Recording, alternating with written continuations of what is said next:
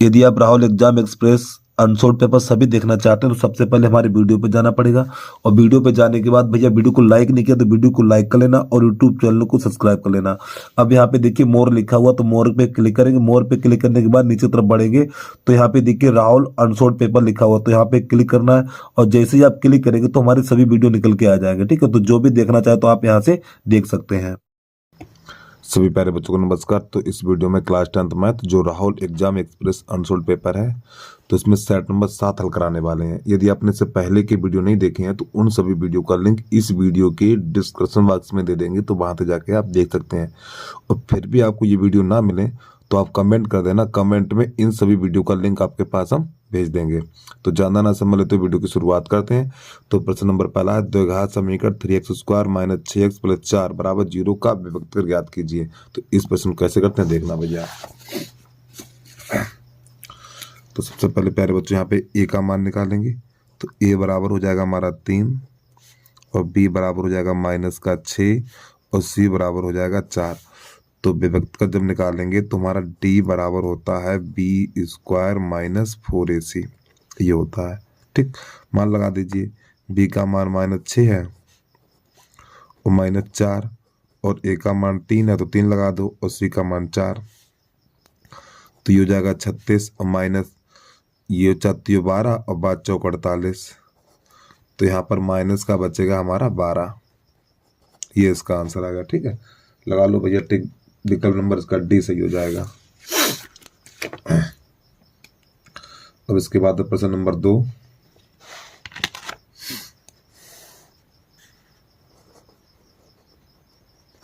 प्रश्न नंबर 2 कह रहा है यहाँ पे 3x प्लस 2y बराबर 6। 3x प्लस 2y बराबर 6, तो y बराबर 0 है। y बराबर 0, y बराबर 0 रखने पर,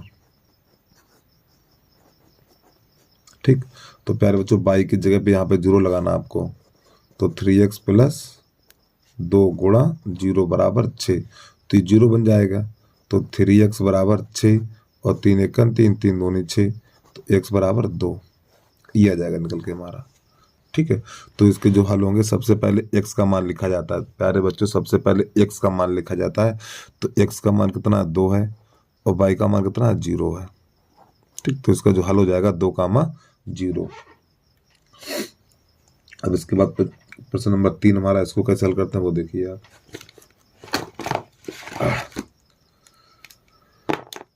जय श्री राधे।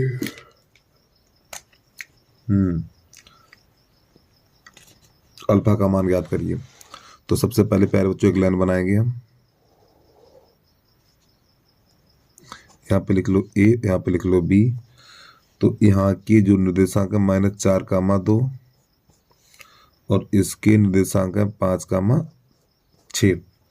अब यानी ये रेखा हमारी a और b है, यानी यदि बिंदु a तथा b को जोड़ने वाले रेखाखंड का मध्य बिंदु c, और प्यारे बच्चों इसका मध्य बिंदु हमारा है c, इसका मध्य बिंदु है c और इसके निर्देशांक है α/8, 4। तो ये मध्य बिंदु है हमारा। तो इसको कैसे करेंगे, और अल्फा का मान निकालना है। तो सबसे पहले यहां से लिखेंगे हम ए बी का मध्य बिंदु, सी के निर्देशांक। ए बी नंबर 3 है ये हमारा। ए बी का मध्य बिंदु, सी के निर्देशांक।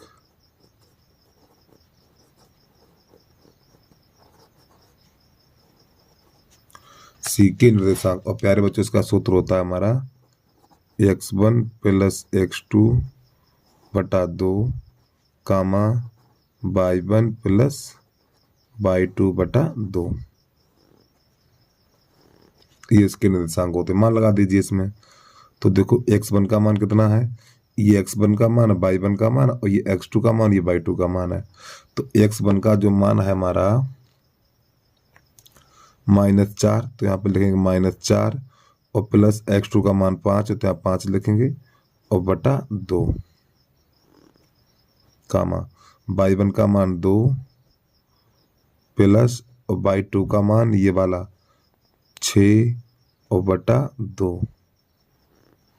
तो प्यारे बच्चों यहाँ पर बचेगा हमारा 1/2। इधर देखो 6 2 8 हो जाएगा और 8 में 2 का भाग लग जाएगा, 4 हो जाएगा। तो प्यारे बच्चों ये बिंदु किसके निकले हैं? ये बिंदु निकले सी के निर्देशांक, और सी के निर्देशांक हैं कितने? ये रहे हमारे सी के निर्देशांक। तो यहाँ पे लिखो α/8, 4। अब यहाँ से क्या करेंगे देखना। तो प्यारे बच्चों ये भी सी के निर्देशांक है और ये भी सी के निर्देशांक है। तो यहाँ पर हम क्या करेंगे, भुज बराबर भुज करेंगे, कोट बराबर कोट करेंगे, यानी तो भुज बराबर भुज कर दो, इन दोनों को आपस में कर दो बराबर। ठीक, तो यहाँ पे हो जाएगा α/8 और 1/2। तो देखो 2 एकम 2 और 2 चौकू 8, कैसे गुणा कर दो तो अल्फा बराबर निकल के आ जाएगा 4। ये हमारा आंसर आ गया। ठीक, चलो भैया प्रश्न को जल्दी से नोट करिए आप, एक बार प्रश्न को पूरा देख लें आप। तो उसके बाद प्रश्न नंबर हमारा 4। तो यहाँ पे एक त्रिभुज एबीसी है, ठीक, कोण भी बताना। एक त्रिभुज हमारा है एबीसी। चलो नंबर 4 लिख ले रहे हैं यहाँ पर हम। एक त्रिभुज बना लो जिसका नाम है, और बी समकोण है, सॉरी वो कुछ नहीं बोल रहा है। ठीक, तो यहाँ पे नाम लिख दो ए बी और ये सी। कोण बी का मान बताना है। तो देखो ये वाली भुजा हमारी कितनी है,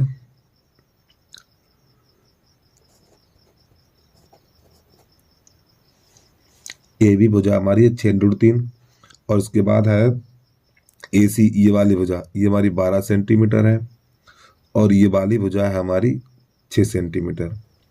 तो प्यारे बच्चों यहाँ पे हमें त्रिभुज का प्रकार बताना है, यानी कोण बी कैसा है। तो आपने पाइथागोरस प्रमेय पढ़ी होगी, ठीक है। तो इसमें ये सबसे बड़ी भुजा है हमारी, ये सबसे बड़ी भुजा है, तो इसका वर्ग करो बराबर, इन दोनों के वर्ग करके जोड़ दो। अगर ये दोनों पक्ष बराबर आ गए, अगर ये दोनों पक्ष बराबर आ गए तो बी कोण हमारा समकोण होगा। ठीक, तो ये हो गया 144 प्लस, देखो बड़ी भुजा अकेली रखनी है, ठीक, ये सबसे बड़ी भुजा 12 है, तो 12 को यहाँ रखो और इन दोनों को एक साइड रखो, तो वर्ग करके जोड़ दो इन्हें, तो 36 बन जाएगा। अब ये छतरंग 36 और 36 तिया 108। अब यहाँ अरे तरीके बराबर चिन्ह लगाओ यहाँ पे यार, तो 144 बराबर, अब इन दोनों को जोड़ेंगे तो 144, दोनों पक्ष बराबर आ गए। जब प्यारे बच्चों ये दोनों पक्ष बराबर आ जाए आपके, तो जो कोण बी है वो आपका 90 अंश का होगा। ये इसका आंसर हो गया। ठीक, चलिए जल्दी से नोट कर लो इसको। प्रश्न नंबर 5 है हमारा, वह बड़ी से बड़ी संख्या, वह बड़ी से बड़ी संख्या जिससे 125 और 70 को विभाजित करने पर शेषफल क्रमशः 8 और 5 प्राप्त हो, संख्या ज्ञात करिए। ठीक है, तो देखो यहाँ पे लिखेंगे 125 और 70। तो प्यारे बच्चों इसमें से क्रमशः घटाएंगे, तो इसमें से घटाएंगे 8 और इसमें से घटाएंगे 5, तो यहाँ बचेगा हमारा 117 और यहाँ बचेगा 65।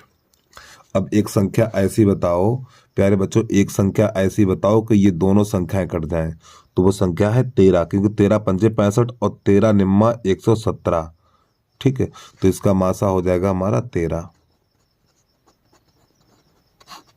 ठीक, यह संख्या हो जाएगी हमारी 13, ये इसका आंसर हो जाएगा। अब इसके बाद प्रश्न नंबर है हमारा 6, इसको कैसे करते हैं वो भी देख लो भाई।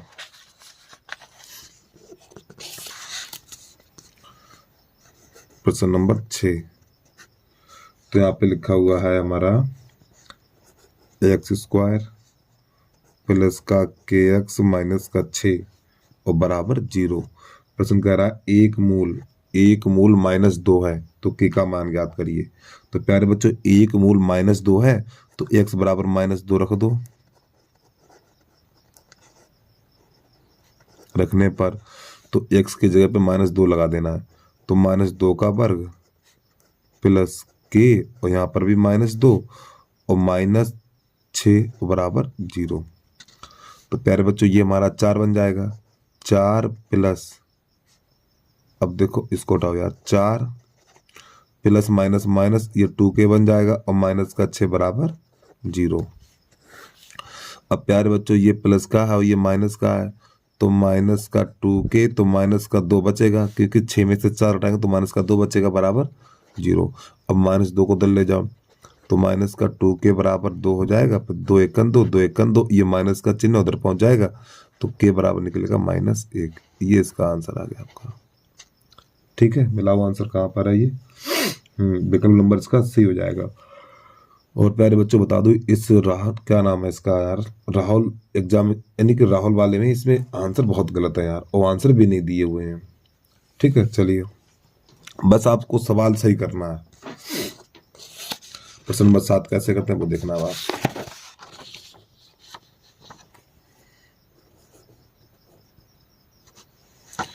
प्रश्न नंबर 7 यहाँ पे दे रखा है d बराबर -4, n बराबर 7।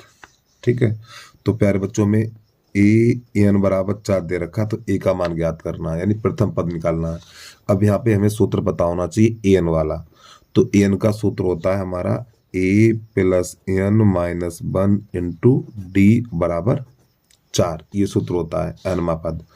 अब मान लगा दीजिए, तो a का तो मान पता नहीं है, n का मान 7 है, तो यहाँ पे 7 - 1 और d का मान -4 है, बराबर ये 4।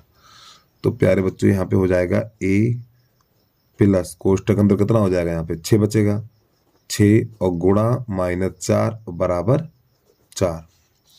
तो हमारा हो जाएगा a प्लस माइनस माइनस 6 चौक 24 और बराबर 4। अब इस 24 को उधर भेज दो, तो a बराबर निकलेगा हमारा 4 + 24, तो a बराबर निकलेगा 28। ये इसका आंसर हो गया। ठीक, चलिए जल्दी से नोट करो। अब इसके बाद प्रश्न नंबर है हमारा 8वां।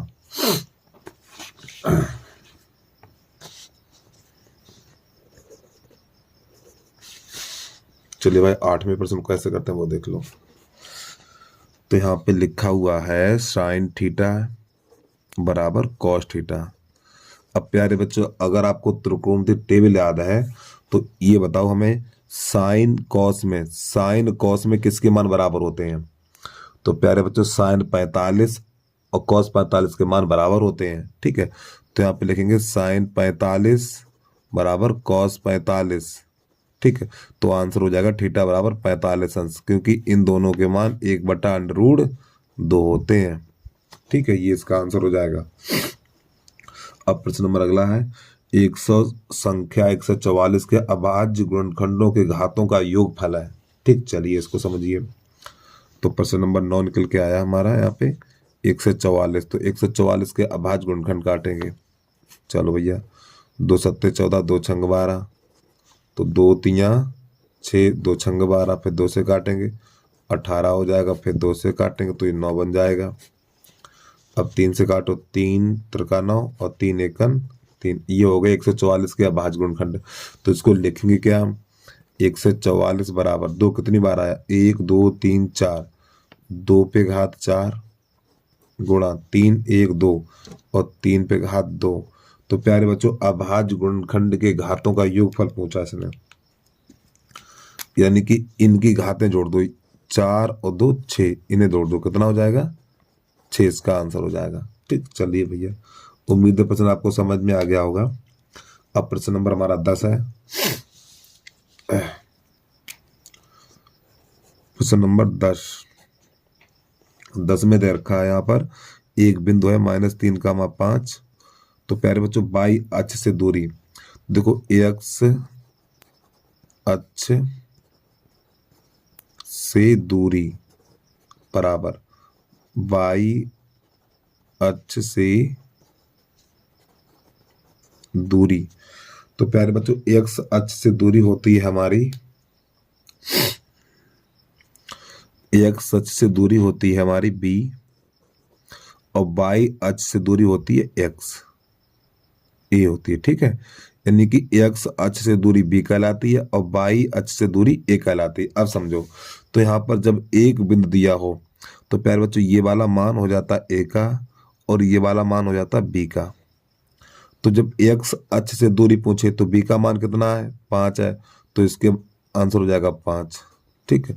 अगर बाई अक्ष से दूरी पूछे तो बाई अक्ष से दूरी पूछे, इसका मान ए होता है, तो ए का मान कितना -3 है, तो इसका आंसर हो जाएगा -3। ये इसका आंसर आ गया। ठीक है, तो हमने दोनों इसलिए बता दी क्योंकि कुछ भी पूछ सकता है भैया परीक्षा में। जल्दी से नोट कर लीजिए, -3 इसका आंसर हो जाएगा ये वाला। तो प्यारे बच्चों इसका आंसर गलत है। ठीक है, यहाँ पे जो बाई अक्ष से दूरी है तो इसमें 5 दे रखा है, वो गलत है। इसमें बाई अक्ष से दूरी -3 होगी आपकी। ठीक, ये वाला इसका आंसर होगा। अब इसके बाद प्रश्न नंबर 11 है, इसे कैसे करते हैं वो देख लो आप। यहाँ पे लिखा हुआ tan π/2। तो प्यारे बच्चों tan होता है 180, जो पाई होता है 180 इंच कहलाता है।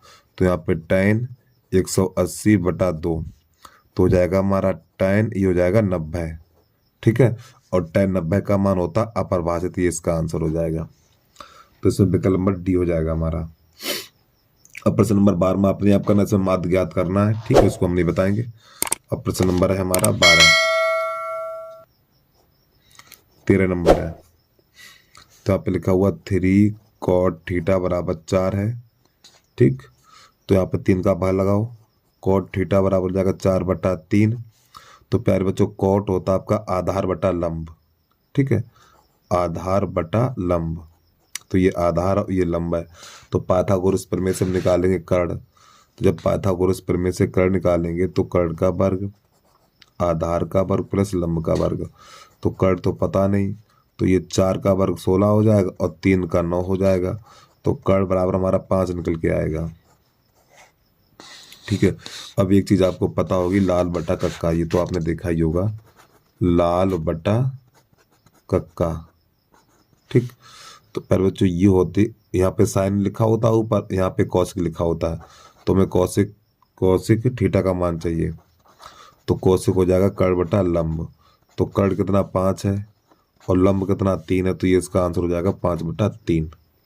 ठीक है, और देखो प्यारे बच्चों, इन प्रश्नों में जरा सी भी गलती करेंगे तो आंसर गलत मिल जाएगा आपको। बहुत सावधानी से करना है, विकल्प ऐसे रखे जाते हैं, नेक भी गलती करेंगे आप तो गलत वाला आंसर निकल के आ जाएगा। ठीक, गलती तो बिल्कुल नहीं करनी है आपको। अब इसके बाद प्रश्न नंबर 13 कैसे करेंगे, 13 के बाद 14 है। ठीक, चलिए इसको हटाए हम।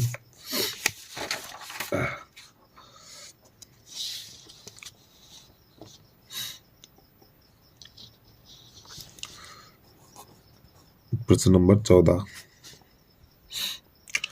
यहाँ पे दे रखा है यदि दो गोलों के आयतनों का अनुपात इतना है तो उनके पृष्ठीय क्षेत्रफल का अनुपात कितना होगा।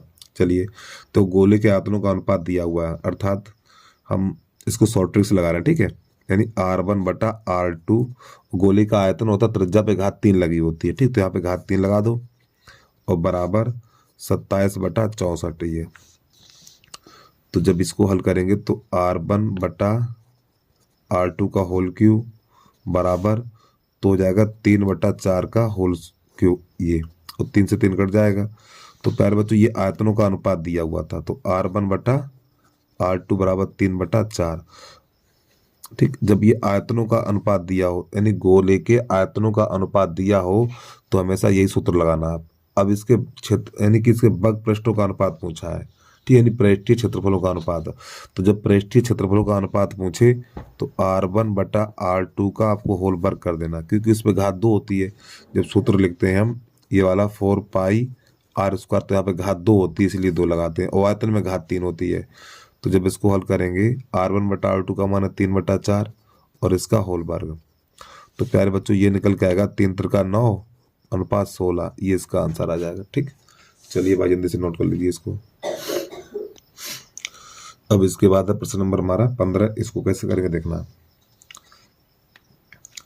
तो प्रश्न नंबर 15 करने के लिए प्यारे बच्चों एक सूत्र होता है, ये बोर्ड की परीक्षा में आया हुआ प्रश्न है। तो यहाँ पे होता है 3 गुणा माध्य, 3 गुणा माध्यक बराबर बहुलक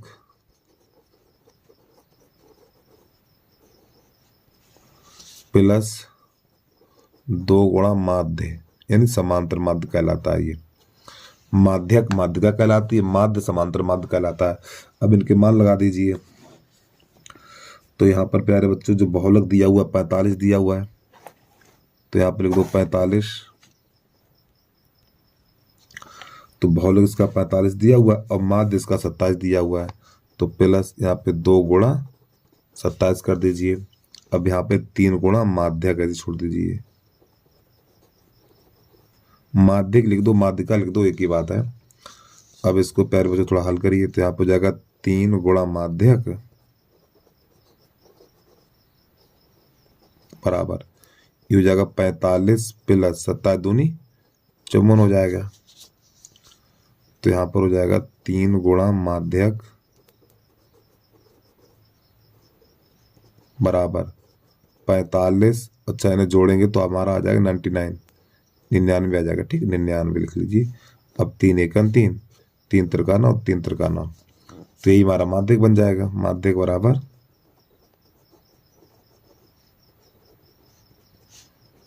ठीक 33, ये इसका हल हो गया। ठीक, चलो भैया लगा लो टिक जल्दी से। अब प्रश्न नंबर हमारा 16 है, समीकरण के मूल है, इसके गुणनखंड काट देने हमें। ठीक, चलो भाई, प्रश्न नंबर हमारा है 16।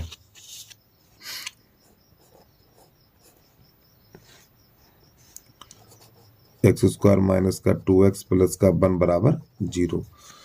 तो प्यारे बच्चों ये हमारा सूत्र है। ठीक, ये हमारा क्या सूत्र है? सूत्र कौन सा है? x माइनस 1 का होल वर्ग बराबर 0। ये अब एक काम करो, यहाँ पर इस पे घात 2 है तो इसको 2 बार लिख लो ना, x माइनस 1 और x माइनस 1 बराबर 0। अब यहाँ से जब आप x के मान निकालेंगे तो x बराबर 1 निकलेगा, फिर x बराबर 1 निकलेगा, तो हमारे इसके हल क्या हो गए? तो बस 1 कामा 1 इसके हल हो गए। ठीक है, चलो जल्दी से नोट कर लो इसको भी। प्रश्न नंबर 17 और बहुत ही बढ़िया प्रश्न है 17 नंबर। चलिए भाई 17 नंबर भी देख लीजिए। तो समांतर माध्य 18 है, तो x का मान ज्ञात कीजिए। तो प्यारे बच्चों समांतर माध्य बराबर सूत्र होता है हमारा पदों का योग, पदों का योग बटे पदों की संख्या। समांतर माध्य का ये सूत्र होता है। ठीक है, तो समांतर माध्य बराबर, अब पद कौन कौन से सब जोड़ दीजिए, 7 प्लस 13 और प्लस 20 और प्लस 17 और प्लस 3x इतना, और बटा ये कितने पद हो गए? 1 2 3 4 5, 5 का भाग लगेगा। और समांतर माध्य यहाँ पे कितना दे रखा है? ये समांतर माध्य 18 है, तो यहाँ पे लिख दो 18 बराबर, अब इन सबको जोड़ दो। तो प्यारे बच्चों ये हो जाएगा हमारा 13 7 20 40, और 40 में जोड़ेंगे हम 17, 57 हो जाएगा हमारा। 57 प्लस 3x और बटा 5। अब आपको पता जिसके नीचे कुछ नहीं उसके नीचे 1 होता है, तो कैसे गुणा कर दो, इसका इसमें इसका इसमें, तो 57 प्लस 3x और 18 पंजे 90। अब प्यारे बच्चों 57 को उधर भेजो, तो हमारा हो जाएगा 3x बराबर 90 माइनस का 57। अब इसको घटा दीजिए, तो 3x बराबर हो जाएगा हमारा 10 में से 7 जाएगा 3 बचेगा, यहाँ पर रह जाएगा 8, और 8 में से 5 जाएगा 3 बचेगा। अब 3 एकम 3 और 3 एकम 3, 3 एकम 3, 3 एकम 3, तो x बराबर हमारा 11 निकल के आ गया। ठीक, चलो भाई नोट कर लो जल्दी से इसको भी।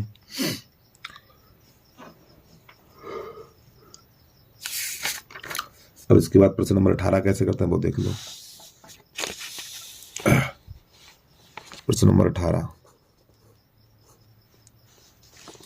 तो यहाँ पे लिखा है 3/x माइनस 2x बराबर 2/x, ये लिखा हुआ है।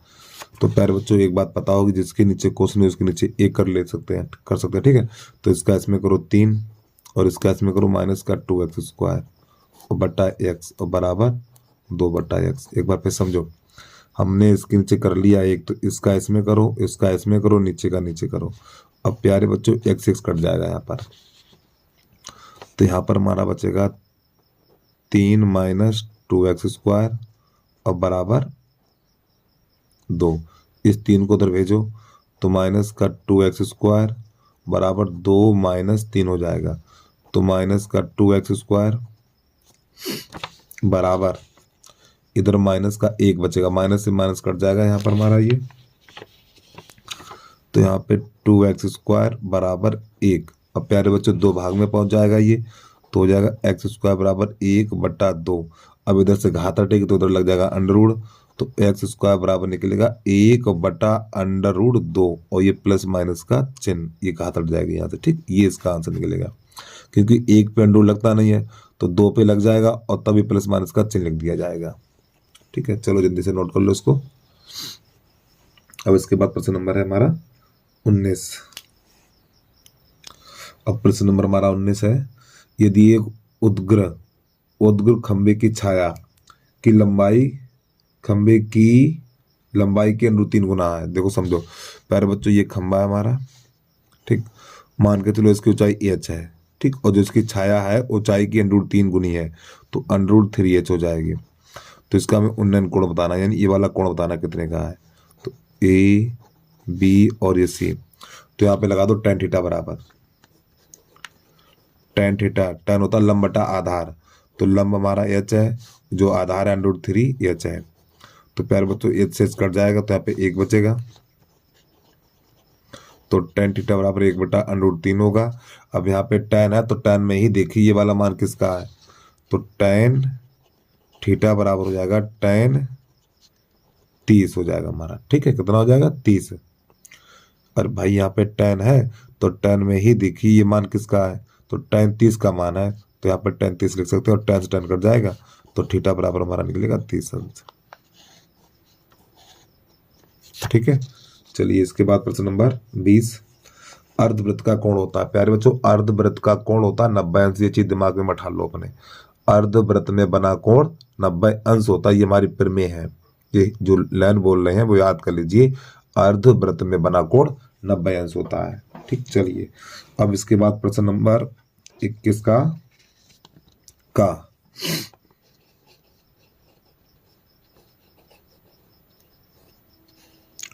अब 21 के काम में देखो, यहाँ पर जो आपको बताने जा रहे हैं, देखो √2 है, √3 है, √5 है, √7 है, √11 है, मान लो 13 है। इस प्रकार की संख्या हो तो सबका एक ही नियम है। ठीक, कोई सी भी संख्या उनमें से कोई एक सीख लो, सब हो जाएंगे। तो यहाँ पे √2 वाला बता रहे हैं आपको। ठीक है, समझ लो कैसे करेंगे। तो यानी सिद्ध कीजिए कि प्रश्न नंबर 21 का कहा है, सिद्ध कीजिए कि √2 एक अपरिमेय संख्या है। तो जब भी इस प्रकार का प्रश्न होगा, अरे भैया सिद्ध कीजिए √2 अपरिमेय संख्या है, सिद्ध कीजिए √3 एक अपरिमेय संख्या है, सिद्ध कीजिए √5 एक अपरिमेय संख्या है, और ज्यादातर आपको यही मिलते हैं सवाल इस प्रकार के। ठीक, तो कैसे करेंगे देखना। तो यहाँ पे लिखेंगे माना √2 एक परमेय संख्या है, एक परमेय संख्या है। जब ये प्यारे बच्चों परमेय संख्या है और आपको पता परमेय संख्या को p/q के रूप में लिखा जाता है, तो यहाँ पे नई लाइन से लिखेंगे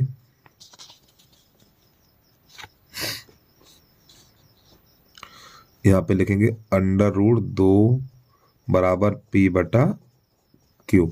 फिर इसके आगे लिखेंगे जहां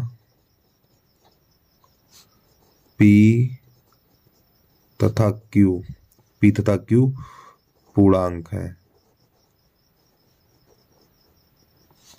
फिर और q नॉट इक्वल 0।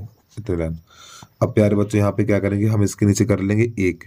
जब इसके नीचे 1 करेंगे तो कैसे गुणा करेंगे, तो जब हम कैसे गुणा करेंगे तो हमारा हो जाएगा √pq √2 q बराबर p।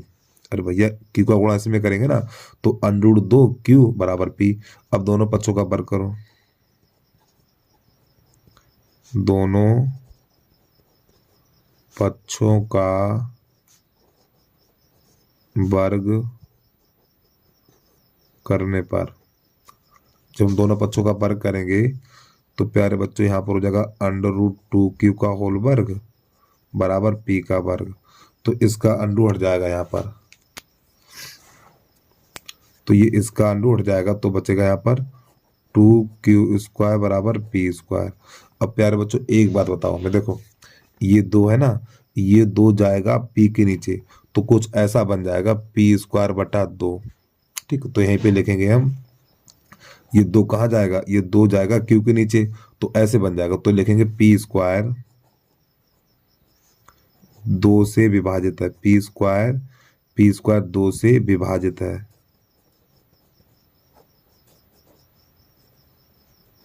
विभाजित है। ठीक है, फिर नई लाइन से लिखेंगे p भी 2 से विभाजित है। ठीक है, तो प्यारे बच्चों ये बन जाएगा समीकरण नंबर हमारा 1, और इसे कर लो समीकरण नंबर a। अब यहाँ पे समझना ध्यान से, अब यहाँ पे एक थोड़ा जो काम करने जाए ध्यान समझना। देखो समीकरण नंबर 1 बनाने के बाद अब जो p है ना p, तो इस p की जगह पे लिखो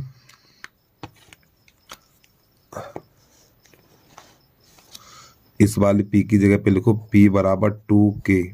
अब एक बच्चा कह रहा था कि सर आपने 2k क्यों लिखा, 3k क्यों लिखा है।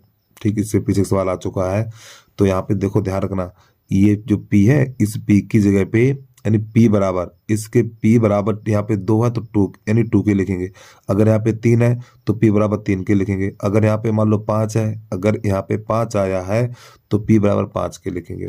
ठीक, रखने पर समीकरण a में रखने पर, तो प्यारे बच्चों p की जगह पे हमें 2k लगा देना है, यहाँ पे लगा देना 2k। ठीक है, तो देखो 2q² बराबर 2k का होल वर्ग, इस प्रकार। तो ये हो जाएगा हमारा 2q² बराबर 2 दूनी 4k², ऐसे करके। ठीक है, अब 4 2 1 2 और 2 दूनी 4, तो यहाँ पे लिखेंगे 2k² बराबर q²। अब प्यारे बच्चों ये 2 है ना, ये 2 जाएगा q² के नीचे, तो यानी q² बटा 2 ऐसे कुछ हो जाएगा ये। ठीक है, तो यहीं पे लिखेंगे हम,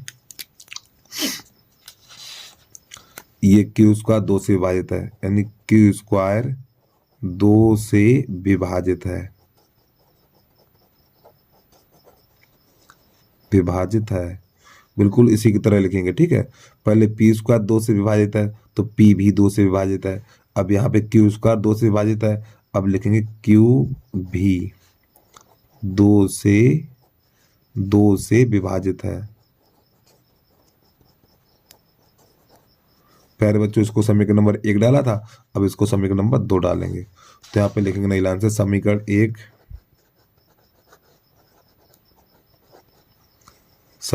1 तथा 2 से स्पष्ट है कि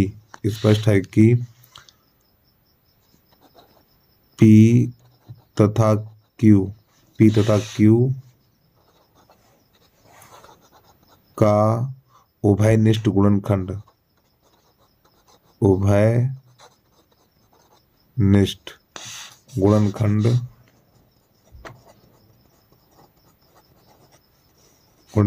2 है। कितना है? 2 है। अतः √2 एक परमेय संख्या है, परमेय संख्या है। तो नीलान से लेकिन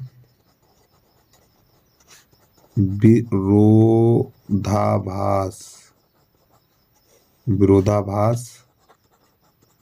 प्रमेय से √2 एक अपरमेय संख्या है, अपरमेय संख्या है। अब ये प्यारे बच्चों प्रश्न हमारा पूरा हो गया है। चलिए प्रश्न को एक बार पूरा देख लें, वीडियो को रोक के आराम से लिख लिया करें।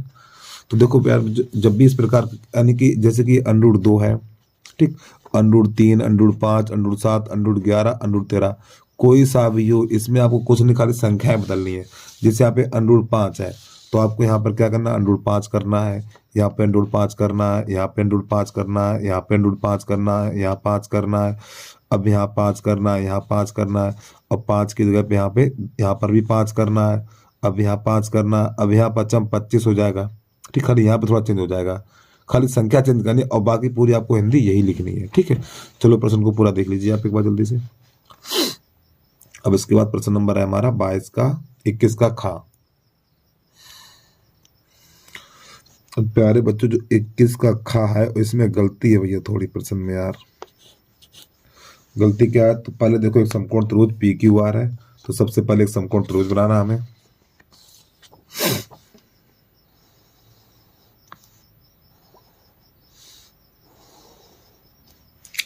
पी क्यू आर, तो यहाँ पे लिख लो P, यहाँ लिख लो Q, यहाँ लिख लो R। तो यहाँ पर ये 90 अंश का कोण है। ठीक, तो प्यारे बच्चों यहाँ पे लिखा हुआ है tan बराबर लिखा हुआ 1/√3। तो यहाँ पे कुछ लिखा नहीं है इसने। ठीक है, तो यहाँ पे हम क्या कर रहे हैं, P लिख ले रहे हैं। ठीक है, आप पता नहीं आंसर आएगा कि नहीं आएगा, तो यहाँ पर P कर लीजिए। अब सही है हमारा। तो जब प्यारे बच्चों tan P हो गया, तो tan होता है लंब बटा आधार हमारा, tan होता है लंब बटा आधार। तो इसके सामने लिख दो भैया लंब बटा आधार। तो लंब हो जाएगा 1 और आधार हो जाएगा √3। मान लगा दो यहाँ पे, लंब 1 हो गया और आधार हो गया √3। तो पाइथागोरस प्रमेय से ये वाली भुजा निकाल लो। तो ये कर्ण का वर्ग बराबर आधार का वर्ग प्लस लंब का वर्ग, तो √3 का वर्ग प्लस 1 का वर्ग। तो प्यारे बच्चों इसका अंडर हट जाएगा, तो 3 + 1 तो हो जाएगा 4। तो कर्ण का वर्ग बराबर 4 हो जाएगा, तो कर्ण बराबर निकलेगा 2। ठीक है, तो प्यारे बच्चों यहाँ पे 2 लिख लें। अब यहाँ पे किसके किसके मान पूछे हैं वो देख लीजिए। तो यहाँ पर पूछा है, पहले प्रश्न लिख लें हम, क्या पूछा उसने। तो कह रहा है इसका मान ज्ञात कीजिए। तो यहाँ पे sin P × cos R का मान निकालना है, प्लस cos P और sin R का मान निकालना है। अब प्यारे बच्चों यहाँ पे देखो sin P आया है, cos R आया है, तो पहले इनके मान निकाल लीजिए। चलिए मान कैसे निकालते हैं वो देखना। यहाँ पे लिख लें हम sin P का मान निकालना है, ठीक है, और उसके बाद cos P का मान निकालना है, cos R का मान निकालना है, और sin R का मान निकालना है। तो ये मान कहाँ से निकलेंगे, हमारे चित्र से ही निकलेंगे। चलिए, तो प्यारे बच्चों यहाँ पे sin P लिखा हुआ है, sin होता है लंब बटा कर्ण, sin होता है लंब बटा कर्ण। तो प्यारे बच्चों इस वाले कोण के लिए ये वाली भुजा लंब हो जाएगी और ये वाली भुजा आधार हो जाएगी। तो sin P है तो लंब बटा कर्ण, तो लंब बटा कर्ण, तो 1/2 हो जाएगा इसका मान, 1/2। और देखो यहाँ पे हम लिख भी दें लाल बटे कक्का, यहाँ से देख सकते हैं लाल बटे कक्का। तो प्यारे बच्चों ये साइन होता है, ये कॉस होता है और ये टेन होता है। तो साइन लंब बटा कर्ण, तो 1/2 हो गया। अब कॉस P, कॉस क्या होता है, कॉस होता है आधार बटा कर्ण। देखो ये लिखा आधार बटा कर्ण, तो आधार है हमारा √3 और कर्ण है 2। ठीक, अब यहाँ पे R पे आ जाओ। ठीक, तो जब प्यारे बच्चों हम ये R लेंगे तो इस वाले कोण के सामने वाली भुजा ये लंब होगी और ये आधार होगी, और ये कर्ण नहीं बदलता है। ठीक है, तो जब ये कोण लेंगे तो ये वाली भुजा हमारी लंब होगी और ये वाली भुजा आधार होगी। तो देखो यहाँ पे लिखा हुआ cos R, और cos होता कर्ण आधार बटा कर्ण, cos होता आधार बटा कर्ण, तो इसका मान बन जाएगा 1/√3। अब साइन क्या होता है, साइन लंब बटा कर्ण होता है, लंब बटा कर्ण, तो इसका मान हो जाएगा √3/2। ये सभी मान निकाल लिए, और ये सभी मान हमें कहाँ रखने हैं। तो प्यारे बच्चों मान तो शायद लिख लो आप इस जगह पे कहीं पे, ये सभी मान हमें प्रश्न में रखने जाके, ये वाले मान यहाँ पे रखने हैं। ठीक है, चलिए, तो साइन P का मान कितना 1/2 है, गुणा cos R का मान कितना है 1/√3 है, प्लस और cos P का मान √3/2, साइन R का मान है √3/2। अब इसको हल कर दीजिए। तो ऊपर का ऊपर नीचे का नीचे गुणा करना है आपको। तो 1/2 √3 हो जाएगा, प्लस √3 का √3 में करेंगे तो 3 बनेगा, और 2 दूनी 4 हो जाएगा। सवाल तो यार बड़ा अजीब गरीब बन गया ये, इसका आंसर भी नहीं दिया, हमें पता है। चलो हल करो इसे। तो यहाँ पर प्यारे बच्चों क्या करेंगे अब हम, देखो प्यारे बच्चों ये कॉस आर का मान निकालने में गलती कर दी हमने। जो कॉस होता है आधार बटा कर्ण होता है, आधार बटा कर्ण, तो ये कॉस आर है तो आधार ये होगा, कर्ण ये होगा, तो 1/2 होगा इसका मान। 1/2 कर लीजिए यहाँ पर, 1/2 कॉस आर का मान है 1/2, ठीक है। चलो तो यहाँ पर थोड़ा सा कर लो, 1/2, तो 1 एकन 1 और 2 दूनी 4 हो जाएगा, हटाओ इसको यहाँ से, 4 कर लीजिए ये। अब समझो, तो √3 का √3 में करेंगे 3 और 2 दूनी 4। अब प्यारे बच्चों इसके हर कैसे हैं, इसके हर समान है, जब ये हर समान है 3 और 1 4 हो जाएगा, तो 4/4, तो इससे कट जाएगा, तो हमारा आंसर निकल के आएगा 1। ये हो गया इसका आंसर, ठीक है। तो प्यारे बच्चों यहाँ पे जो इसका मान निकालेंगे, कॉस आर का मान निकलेगा 1/2, 1/2 निकालना है आपको, ठीक है, और 1/2 यहाँ रखना है, ठीक। चलो प्रश्न को नोट कर लीजिए नीचे आप। अब इसके बाद प्रश्न नंबर है हमारा, यहाँ पे बेटा 1/2 लिखा हुआ, ठीक है, फिर 1 एकन 1 2 दूनी 4 हो जाएगा यहाँ पर। अब इसके बाद प्रश्न नंबर है हमारा इसका गा गमला,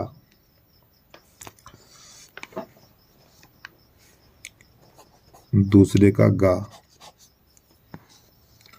तो यहाँ पे लिखा हुआ है 4x²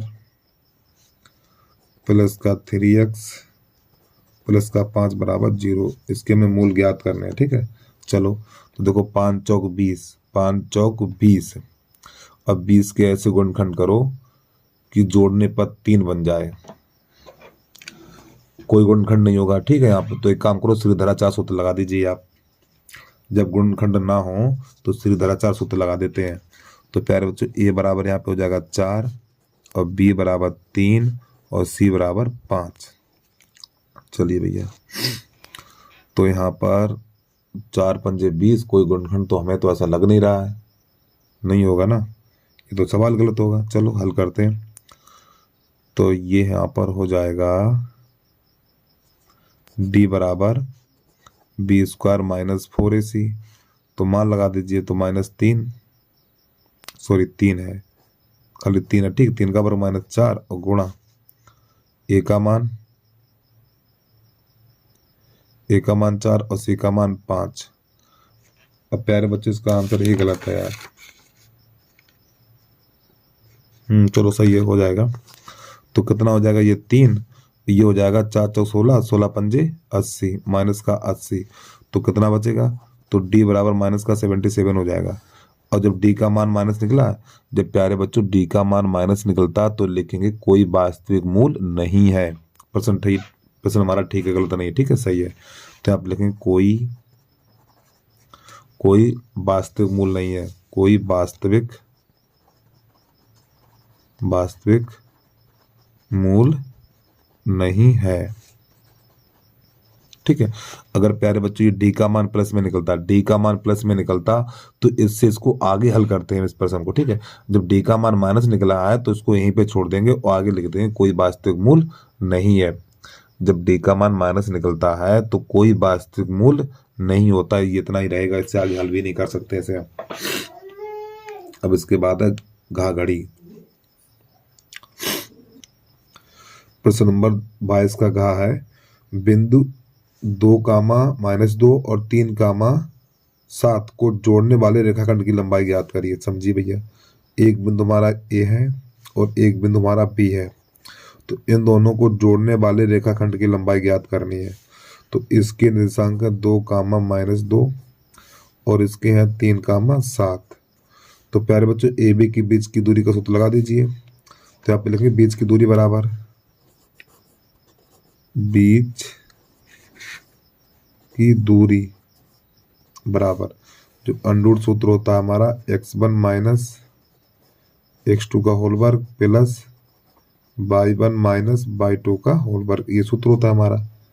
चलो मान लगा दीजिए इसमें, अंडर x1 का मान 2 है और x2 का मान 3 है और इसका होल वर्ग प्लस y1 का मान -2 है, y2 का मान -7 है, यानी 7 है तो -7 ही रहेगा।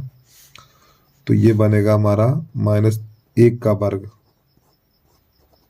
ठीक, 3 में से 2 उड़ा है तो -1 बचेगा, तो ये हो जाएगा -9 का वर्ग, इतना। तो प्यारे बच्चों ये बनेगा जाके 1 और ये बनेगा जाके 81। 9 में 81 होते हैं, तो इसे जोड़ेंगे तो हमारा हो जाएगा 82। ठीक, और ये इतना ही रहेगा, इससे हम हल भी नहीं कर सकते आगे। ठीक है, तो अनरूट हमारा आ जाएगा इतना, और इसका आंसर भी नहीं दे रखा यार, इतने गलत लोग हैं ये। बस इतना छोड़ दीजिए, मात्रक। ठीक है, चलो जल्दी से नोट कर लीजिए इसको।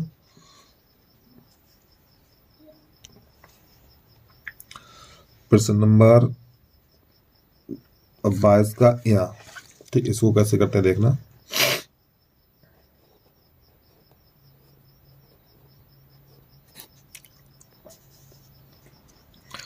तो यहाँ पे दे रखा दो संख्याओं का अंतर 26 है, तो यहाँ पे लिखेंगे माना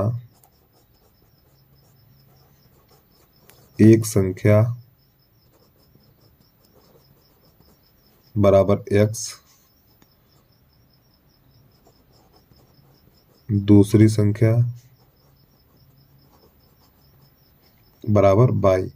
अब प्रश्न कह रहा है इन दोनों का अंतर 26 है, तो x माइनस y बराबर 26। ठीक, समीकरण नंबर 1 बन गया।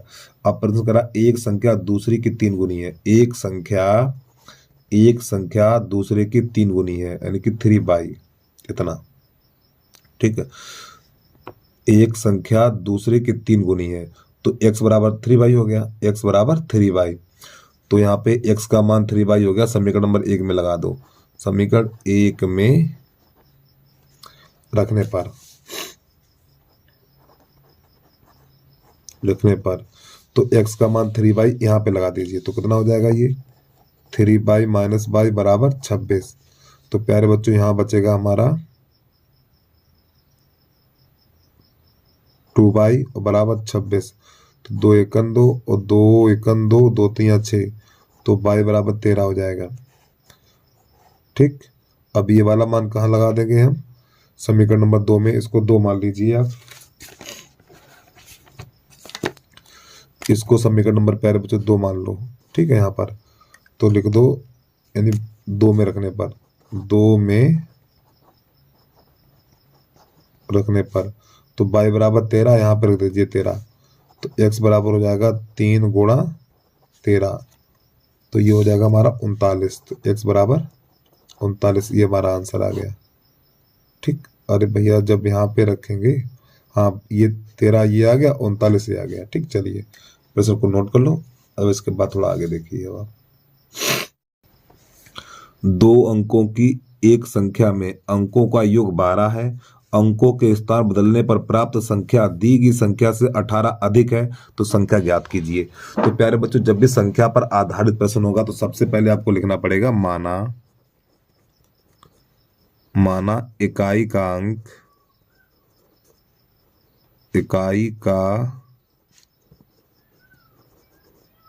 अंक y तथा दहाई का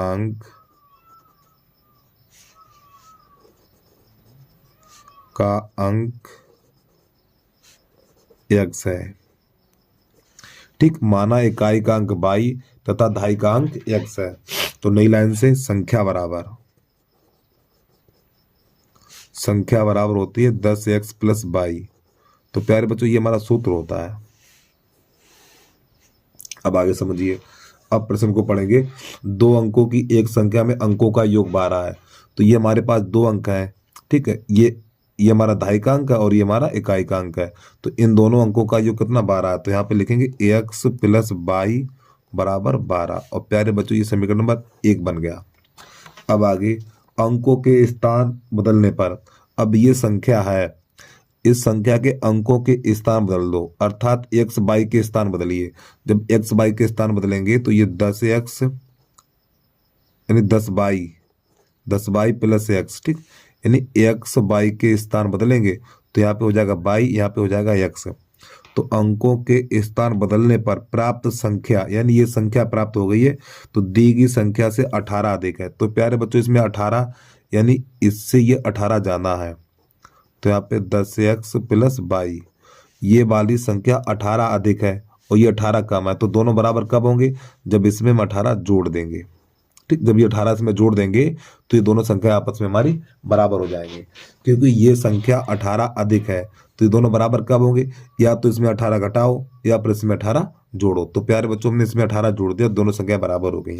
अब इनको थोड़ा पक्षांतर कर लीजिए। तो देखो 10y माइनस का y प्लस x माइनस का 10x और बराबर 18, एक तरीके 18। तो यहाँ पर बचेगा 9y और माइनस का 9x बराबर 18। तो यहाँ पे देखो दोनों पक्षों में 9 का भाग लग रहा है, तो लिख देंगे दोनों पक्षों में 9 का भाग देने पर लिख लेना पूरा अपना। तो यहाँ पे हो जाएगा ये y माइनस x बराबर 2 और ये प्यारे बच्चों समीकरण नंबर निकला दूसरा। अब समीकरण 1 तथा 2 को हल करने पर समीकरण 1 तथा 2 को हल करने पर तो एक है x प्लस वाई बराबर 12 और दूसरा है y माइनस एक्स बराबर 2। तो प्यारे बच्चों यहाँ से x कट जाएगा तो हो जाएगा हमारा 2y और बराबर ये कितना निकलेगा 10। अरे 10 क्यों निकलेगा यार? ये तो निकलेगा हमारा 14 हो जाएगा ना, जोड़ेंगे तो 2 एकन 2, 2 सत्ते 14, तो y बराबर निकल के आएगा 7। ये वाला मान चाहे समीकरण नंबर 1 में लगाओ चाहे 2 में लगाओ आप, ठीक, कहीं भी लगा सकते हैं। तो यहाँ पे समीकरण 1 में रखने पर तो y का मान समीकरण नंबर 1 में लगा दो तो ax प्लस 7 बराबर हो जाएगा 12। अब 7 को उधर भेज दो तो x बराबर 12 माइनस 7 तो x बराबर निकलेगा 5। तो प्यारे बच्चों x y के मान निकाल लिए जो हमने संख्या मानी थी स्टार्टिंग में। तो संख्या बराबर हो जाएगी हमारी 10x प्लस y, संख्या यही थी तो x y के मान इसी में लगा दीजिए। तो 10 गुणा और x का मान कितना है? x का मान है 5 प्लस y का मान 7 तो हो जाएगा 50 प्लस 7। जब इसे जोड़ेंगे तो इसका आंसर निकल के आ जाएगा 57। चलो देखो भाई इसका आंसर है कि नहीं है, कहाँ से होगा इसका आंसर यार? 22 का कहाँ प्यारे बच्चों इसका आंसर दिया है। ठीक है, आंसर एक तो नहीं देते प्रश्न में। चलो प्रश्न को एक बार पूरा देख लें इसको। अच्छा प्रश्न, बढ़िया प्रश्न है, वीडियो को रोक के आराम से लिख लिया करो यार।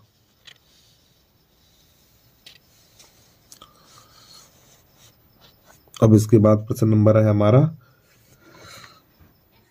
यदि आप Rahul exam express unsold paper सभी देखना चाहते हैं तो सबसे पहले हमारे वीडियो पे जाना पड़ेगा और वीडियो पे जाने के बाद भैया वीडियो को लाइक नहीं किया तो वीडियो को लाइक कर लेना और यूट्यूब चैनल को सब्सक्राइब कर लेना। अब यहाँ पे देखिए मोर लिखा हुआ, तो मोर पे क्लिक करेंगे। मोर पे क्लिक करने के बाद नीचे तरफ बढ़ेंगे तो यहाँ पे देखिए राहुल अनसोल्ड पेपर लिखा हुआ, तो यहाँ पे क्लिक करना है और जैसे ही आप क्लिक करेंगे तो हमारे सभी वीडियो निकल के आ जाएंगे। ठीक है, तो जो भी देखना चाहे तो आप यहाँ से देख सकते हैं। प्रश्न नंबर 22 का खा, दो व्यक्तियों की आय का अनुपात 9:7 है तथा इनके खर्चों का अनुपात 4:3 है। यदि इनमें से प्रत्येक व्यक्ति प्रति माह 2000 रुपये बचाता है तो इनकी मासिक आय ज्ञात करनी है। तो यहाँ पे लिखेंगे दो व्यक्तियों की आय का अनुपात। तो प्यारे बच्चों जो आय का अनुपात दिया हुआ है, आय का अनुपात बराबर दिया हुआ है 9:7। जब भी हमारा आय का अनुपात दिया हुआ तो इसे लिखेंगे हम 9x तथा 7x इस प्रकार। और खर्च का अनुपात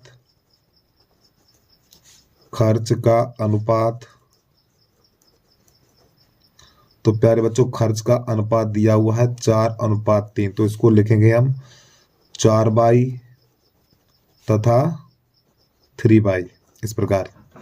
अब यहाँ ध्यान समझना, तो प्यारे बच्चों ये इसकी आय है और ये खर्च है। तो देखो एक बात ध्यान रखना, आय में से खर्च को घटाएंगे तो क्या बचेगा? आय में से खर्च को घटाएंगे तो बचेगी बचत। तो यहाँ पे लिखेंगे 9x माइनस 4y और इनकी बचत कितनी दे रखी है? 2000 रुपये दे रखी है। अरे भैया आय में से खर्च को घटाएंगे तो बचत बचेगी। अब इसकी आय में से खर्च को घटाओ 7x माइनस 3y तो इसकी भी बचत 2000 रुपया है। ठीक, तो इनकी में आय ज्ञात करनी है। तो प्यारे बच्चों ये समीकरण नंबर 1 और ये समीकरण नंबर 2 है। तो यहाँ पे 3 है तो 3 गुणा इसमें कर दो, यहाँ पे 4 है तो 4 गुणा इसमें कर दीजिए, करिए इसे हल। तो ये हो जाएगा 9 3 27 एक्स माइनस 12y और बराबर हो जाएगा 6000। ठीक है, इसका गुणा करो तो हो जाएगा 7 चौक 28 एक्स माइनस का 12y और ये हो जाएगा 8000। अब इसके बदलो चिन्ह, जब इसके चिन्ह बदलेंगे तो ये माइनस और ये प्लस और ये माइनस, तो प्यारे बच्चों यहाँ से कट जाएगा तो ये माइनस का x बचेगा, इधर माइनस का 2000 बचेगा। ठीक, तो x बराबर 2000। हमें क्या इनकी आय निकालनी है और यानी बेटा हमारी आय कहाँ पर है, आय ये हमारी ये रही, तो गुणा कर दीजिए। तो नई लाइन से लिखेंगे आय बराबर कितनी है, 9x है तथा 7x है। तो x का मान 2000 है, तो 9 गुणा 2000 तथा 7 गुणा 2000। तो इसको हल कर दे तो प्यारे बच्चों जो पहला व्यक्ति वो 18,000 रुपये बचाता है और दूसरा वो 14,000 इसकी मासिक आय। ठीक, ये इसका आंसर आ गया। ठीक है, यानी कि 18,000 रुपये और ये 14,000 रुपये। ठीक है, अब इसका आंसर मिला लें और इसका आंसर तो दिया नहीं है, तो प्यारे बच्चों क्या कर देखो, हाँ अब देखिए अगर आपके पास एनसीईआरटी वाली बुक है, ठीक, तो पेज नंबर 60 पे जाइए और प्रश्नावली है हमारी ये 3.4, प्रश्नावली 3.4 उदाहरण नंबर 11।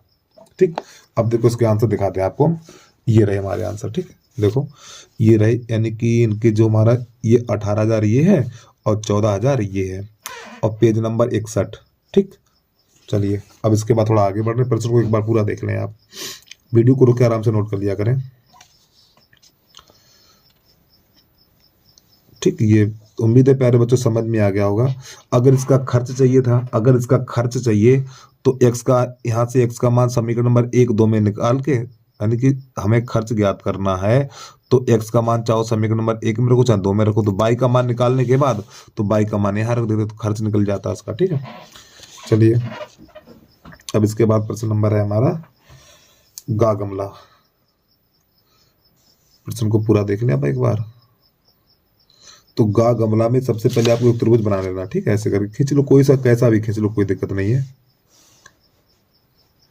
तो यहाँ पे लिख लो a, यहाँ लिख लो b, यहाँ लिख लो c। तो इसके निर्देशांक हैं 3, 2 और इसके हैं -2, -2, -3 और इसके हैं 2, 3।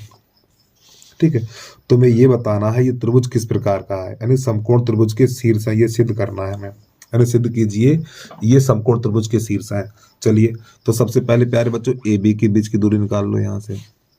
तो ए बी बराबर लिखेंगे हम, क्या लिखेंगे यहाँ पर, ए बी बराबर तो √x1 - x2 का होल वर्ग प्लस y1 - y2 का होल वर्ग। अब देखो यहाँ पे प्यारे बच्चों ने ए बी लिखा हुआ है तो बिंदु भी लिख लो इसके 3, 2, ए के 3, 2 हैं और बी के हैं -2, -3। तो ये वाले मान आपको यहाँ पे लगा देने। एक बार बिंदु को देख लें सही लिखे हमने, पता लग गलत हो जाए तो दिक्कत हो जाए यार। चलिए √x1 का मान 3 है और x2 का मान -2 तो +2 हो जाएगा। ठीक है, प्लस y1 का मान 2, इसका मान -3 है तो प्लस का 3 हो जाएगा ये। तो प्यारे बच्चों ये बन जाएगा हमारा 5 का वर्ग प्लस ये भी 5 का वर्ग, तो हमारा ये बन जाएगा √50। ठीक, 5 25 5 25 50 बन जाएगा। इसको ऐसे छोड़ दीजिए इतना ही, ए बी। अब इसके बाद यहाँ से हम निकालेंगे बी सी के बीच की दूरी निकालेंगे। ठीक है, चलो यहीं पे करे दे रहे हैं, इतने से काम हो जाएगा। तो बी सी बराबर √x1 - x2 का होल वर्ग प्लस y1 - y2 का होल वर्ग। अब प्यारे बच्चों इसके भी बिंदु लिख दो। तो b का है -2, -3 और c का है 3, 2। चलो मान लगा दो इसमें। √x1 का मान -2, अच्छी बात है, x2 का मान 3 है, ठीक, और इसका होल वर्ग प्लस y1 का मान -3 है और इसका मान -2। क्या बात, बिंदु गलत लिख लिया क्या हमने?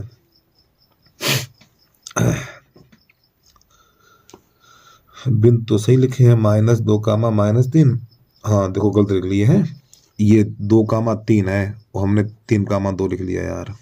चलो तो x1 का मान -2 और x2 का मान कितना 2 है। यहाँ पर कितना है देखो, x2 का मान 2। तो दिखाई तो नहीं दे रहा आपको यहाँ पर ये।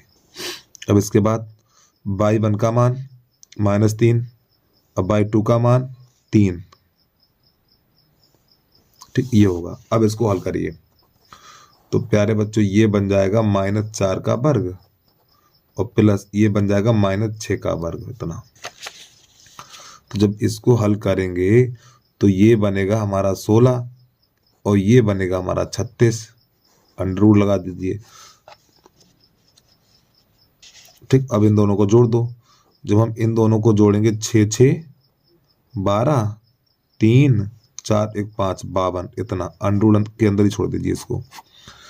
अब इसके बाद हमारी ये वाली दूरी बची AC, तो यहाँ पे लिखेंगे AC बराबर under root x1 minus x2 का होल वर्ग प्लस y1 माइनस y2 का होल वर्ग। तो ए का मान कितना है? और भैया ए का मान है 3 कामा 2 और सी का बिंदु है 2 कामा 3। ये वाले मान यहाँ लगाओ। अंडर रूट x1 का मान 3 और x2 का मान 2 इसका होल वर्ग प्लस y1 का मान 2 और इसका मान 3 इसका होल वर्ग। तो यहाँ पे लिखेंगे, यहाँ पे बचेगा 1 का वर्ग प्लस -1 का वर्ग। तो प्यारे बच्चों ये हो जाएगा 1 + 1, तो ये बनेगा अंडर रूट 2।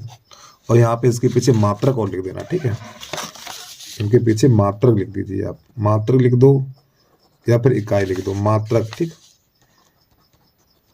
मात्रक, यहाँ पर भी मात्रक।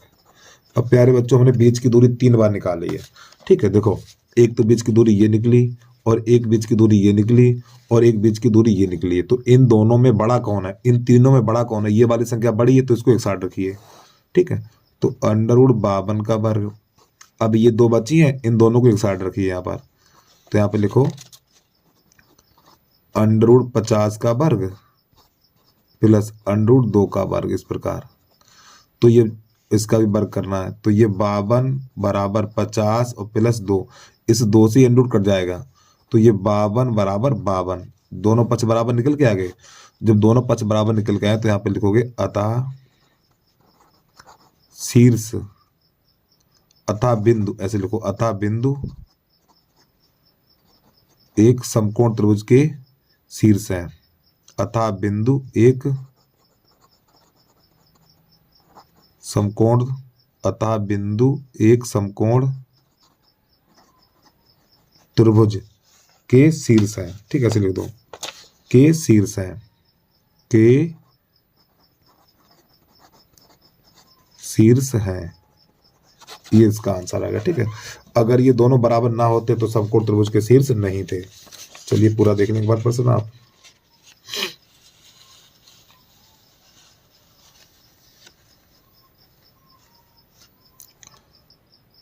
अब प्रश्न नंबर है हमारा घाघड़ी। ठीक, कैसे करते हैं देखना इसको।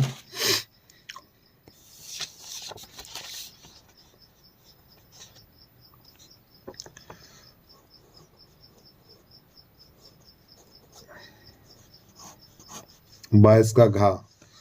तो यहाँ पे एक चित्र दिया हुआ है हमें।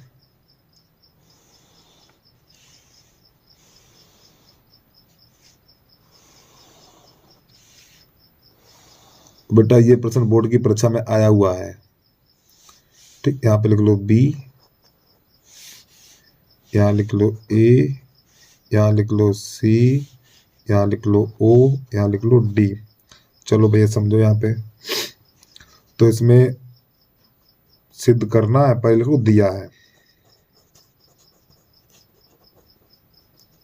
क्या दिया हुआ है? OA इंटू OB बराबर OC इंटू OD। और नई लाइन से देखो सिद्ध करना है इसमें।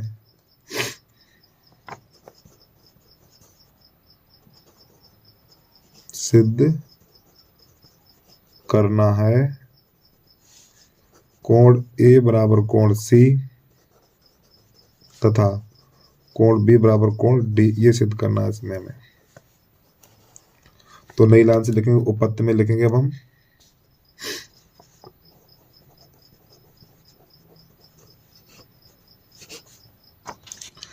उपपत्ति में लिखेंगे, सबसे पहले यही लिखेंगे ओ ए इंटू ओ बी बराबर ओ सी इंटू ओ डी। ये अब प्यारे बच्चों आपको एक चीज पता होनी चाहिए, गुणा वाली चीज भाग में जाती है हमेशा, गुणा वाली चीज हमेशा भाग में जाती है। ठीक है, तो कैसे करते देखना। तो यहाँ पे ये ओ सी है तो ओ सी इधर आएगा, तो आपका हो जाएगा ओ ए बटा ओ सी, इस प्रकार ओ ए बटा ओ सी और बराबर ओ डी। देखो ये वाली चीज आएगी इसके नीचे, ठीक, और ये जाएगा इसके नीचे, तो ओ डी बटा ओ बी, इस प्रकार। अब ये देखो किस त्रिभुज की भुजाएं हैं हमारी, ये वाली देखो ओ ए बटा ओ सी। तो प्यारे बच्चों यहाँ पे लिखा हुआ है हमारा, देखो ये लिखा हुआ ओ ए बटा ओ सी, ओ ए बटा ओ सी, यानी इस त्रिभुज की भुजा है और एक इस त्रिभुज की भुजा है, और ये वाली ओ डी बटा ओ बी, ओ डी बटा ओ बी और इस त्रिभुज की भुजा है। तो यहाँ पर देखो ये दोनों कोण प्यारे बच्चों कैसे होंगे, बराबर कोण होंगे। तो यहाँ पर लिखेंगे हम कोण ए ओ डी बराबर कोण बी ओ सी, और आगे लिखेंगे शीर्षाभिमुख कोण, शीर्षाभिमुख कोण कैसे हैं, शीर्षाभिमुख कोण, और शीर्षाभिमुख कोण आपस में बराबर होते हैं। तो जब ये प्यारे बच्चों हमारे संगत भुजाएं बराबर है, यानी संगत भुजाएं समान पात में संगत कोण बराबर है, ठीक है, तो यहाँ पे होगा इसलिए त्रिभुज ए ओ डी समरूप त्रिभुज बी ओ सी, और किसके आधार पे है, एस ए एस के आधार पे समरूप हो गए। अब जब प्यारे बच्चों ये दोनों त्रिभुज समरूप है हमारे, जब ये दोनों त्रिभुज समरूप है तो संगत कोण संगत भुजाएं बराबर होती हैं, संगत भुजाएं समान पात में होती हैं और संगत कोण बराबर होते हैं। तो यहाँ पे लिखेंगे कोण ए बराबर कोण सी, यानी कोण ए बराबर कोण सी और कोण डी बराबर कोण बी। बस ये हमारा हो गया हल। ठीक है, चलो जल्दी से नोट कर लीजिए इसको, फिर इसके बाद अगला प्रश्न देखिए आप। जब दो त्रिभुज समरूप होते हैं, जब दो त्रिभुज समरूप होते हैं संगत भुजाएं समान पात में होती हैं और संगत कोण बराबर होते हैं। ठीक है, चलिए भाई ये दोनों त्रिभुज समरूप है इसलिए संगत कोण हमारे बराबर होंगे। अब इसके बाद प्रश्न नंबर हमारा है 5वां, इसका 22 का 5वां नंबर।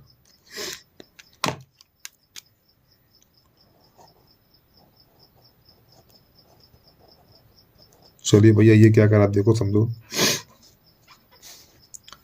प्रश्न कह रहा है भूमि के एक बिंदु से, भूमि के एक बिंदु P से एक 10 मीटर ऊंचे भवन के शिखर का उन्नयन कोण 30 अंश है। चलो समझो भाई।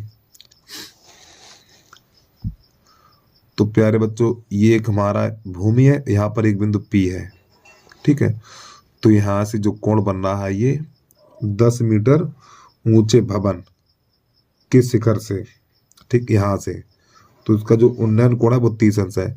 इसको यहाँ से ऐसे मिला देंगे, ठीक, और भवन के शिखर पर एक ध्वज है और जाके ऊपर एक झंडा लगा बेटा, यानी ध्वज लगा हुआ है इसके ऊपर एक, ठीक, यानी भवन के शिखर पर एक ध्वज है और ध्वज के शिखर का P से उन्नयन कोण 45 अंश है। अब इसका कोण यहीं से बन गया 45 अंश का ये। तो प्यारे बच्चों ये वाला कोण पहले 30 अंश का आया, फिर ये वाला कोण आया 45 अंश का। ठीक, चलो अच्छी बात है। तो ध्वज दंड की लंबाई तथा बिंदु P की भवन से दूरी, यानी ये वाली माप ज्ञात करनी है और ये वाली एच ज्ञात करनी है और ये वाली 10 मीटर दे रखी है। तो P A B और ये C। चलिए समझो, अब इसको हल करिए। तो यहाँ पे लिखेंगे माना AB एक भवन है तथा BC एक ध्वज दंड है, ठीक है, ध्वज दंड है, यानी कि ध्वज की लंबाई है, ध्वज दंड है। ठीक, चलो तो सबसे पहले समकोण त्रिभुज कौन सा ले लें हम? हाँ, समकोण त्रिभुज ये वाला ले लो। ठीक, ये वाला। तो यहाँ पे लिखेंगे समकोण त्रिभुज, समकोण त्रिभुज पी ए बी में, पी ए बी में tan 45, सॉरी tan 30, tan 30 बराबर हो जाएगा 10/x। और tan 30 का मान, tan 30 का मान होता है 1/√3 बराबर 10/x। ठीक, कैसे गुणा कर दो तो x बराबर 10√3 मीटर। एक आंसर निकल के आ गया हमारा। अब इसके बाद अब समकोण त्रिभुज लेंगे ए पी ए सी में, समकोण त्रिभुज पी ए सी में। तो tan 45 तो ये हो जाएगा h प्लस 10 और बटा x। तो tan 45 का मान 1 होता है, तो h प्लस 10 और बटा x का मान है 10√3। तो अब यहाँ से क्या करो, कैसे गुणा कर दो, तो ये हो जाएगा h प्लस 10 और बराबर 10√3। अब इस 10 को उधर भेज दो, तो h बराबर हो जाएगा 10√3 माइनस का 10। तो h बराबर, इसमें से 10 कॉमन ले लो, तो जब 10 कॉमन लेंगे तो √3 माइनस 1 मीटर, यही हमारा आंसर आ गया। ठीक है, चलिए देखो आंसर क्या कह रहा है, वो भी देख लो आगे। 5 में का यहाँ, हाँ ठीक है, आ जाएगा। इसमें करना क्या, देखो वो भी पूरा निकाल दें। इसमें √3 का मान का, इसमें √3 का मान रख दीजिए आप। तो 10 गुणा √3 का मान होता है 1.732। इसमें 10 का गुणा करेंगे तो हो जाएगा 17.32 मीटर, इतना। ठीक है, अब यार इसका भी आंसर क्या हो रहा है यार, ये अच्छा हाँ ये तो सही है, ये तो हमारा सही निकल के आया। ठीक है, इसमें ये काम करना है हमें। ठीक है, चलिए तो यहाँ पे हो जाएगा 10 और √3 का मान लगाएंगे तो प्यारे बच्चों हो जाएगा 1.732 और माइनस 1 इतना। जब इसमें से घटाएंगे तो हमारा निकलेगा ये जो निकलेगा 10 तो बाहर रहेगा, तो यानी 0.732। अब इसमें 10 का गुणा करा देंगे तो हमारा जाएगा 732 और ये 0। ठीक, इतना हो जाएगा, 10 इसका यहाँ पे लग जाएगा मीटर, ये इसके निकलेगी। ठीक है, चलो भाई कर लीजिए। ठीक, ये इसका आंसर निकल के आ गया। अब इसके बाद प्रश्न नंबर, एक बार पूरा देख लें प्रश्न को आप।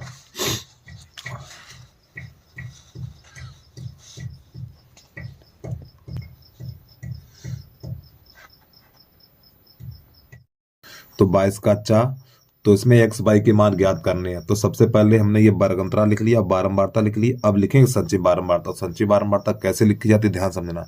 तो प्यारे बच्चों ये 2 है तो 2 को ऐसे लिख लो। ठीक, अब 2 में इस 5 को जोड़ो 7, 7 को x में जोड़ो, x प्लस 7, 7 प्लस x लिखो। ठीक, 7 प्लस x ऐसे करके। अब 7 प्लस x में 12 जोड़ो तो आपका हो जाएगा 19 प्लस x। फिर 19 में जोड़ो 19 में जोड़ो 17 तो हो जाएगा 36। अरे भैया देखो 19 में 17 जोड़ेंगे तो आपका हो जाएगा 36, 36 प्लस x। अब 36 में जोड़ेंगे 20 तो हमारा हो जाएगा ये 56 प्लस x। अब 56 प्लस x में 22 जोड़ेंगे तो जाएगा 56 प्लस x और प्लस 22। अब 56 में जोड़ेंगे 9, जब 56 में 9 जोड़ेंगे तो बन जाएगा 65, 65 प्लस x प्लस 22। अब 65 में जोड़ेंगे 7 तो हो जाएगा 72, 72 प्लस x प्लस 22। अब 72 में जोड़ेंगे 4 तो हो जाएगा 76 प्लस x प्लस 22। तो प्यारे बच्चों ये बन गई हमारी संचयी बारंबारता। अब इसके बाद यहाँ पे इसका योग दिया हुआ है, बारंबारता का योग है इसका 100।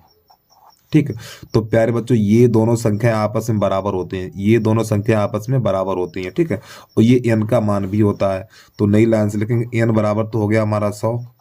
ठीक, n बराबर 100। और थोड़ा समझिए यहाँ पर ये वर्ग अंतराल की ऊंचाई कितनी है, वर्ग अंतराल की ऊंचाई हमारी प्रत्येक स्थान पे 100 100 है, यानी कि इसका अंतर 100 है। तो h बराबर 100 लिख लीजिए यहाँ पर। और प्यारे बच्चों ये दोनों आपस में बराबर होते हैं, तो यहाँ पे लिखेंगे हम 76 प्लस एक्स प्लस वाई बराबर 100।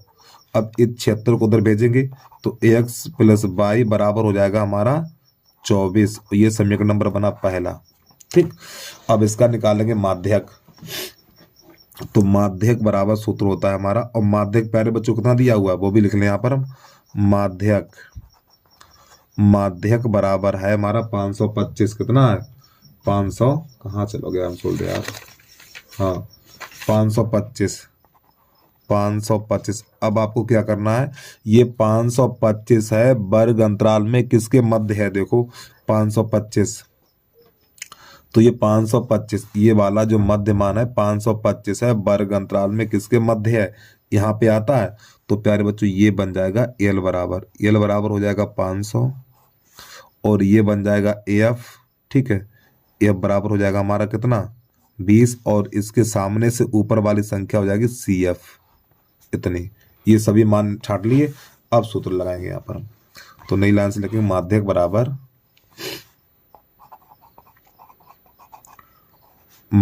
बराबर सूत्र होता है एल प्लस एन बटा 2 माइनस सी एफ और बटा एफ इंटू एच। ये सूत्र होता है प्यारे बच्चों। मान लगा दीजिए, माध्यक है हमारा 525 और एल का मान 500 है, प्लस एन का मान 100 बटा 2 और माइनस सी एफ का मान कितना है? 36 प्लस एक्स और बटा एफ का मान 20 और एच का मान है हमारा 100। ठीक है, चलिए तो इसको उधर लाएंगे तो ये घट जाएगा। तो 525 माइनस 500 बराबर, तो यहाँ पे जब इसे काटेंगे 2 एकन 2 तो ये बचेगा 50। तो यहाँ पे हो जाएगा 50, और जब कोष्ठक से बाहर माइनस चिन्ह तो अंदर वाले चिन्ह बदल जाएंगे। तो माइनस 36 माइनस एक्स और बटा यहाँ पे 20 और कोष्ठक से बाहर है 100। तो 20 एकन 20, 20 पंजे 100 हो जाएगा। और प्यारे बच्चों इधर बचेगा 25 हमारा। ठीक है, बराबर।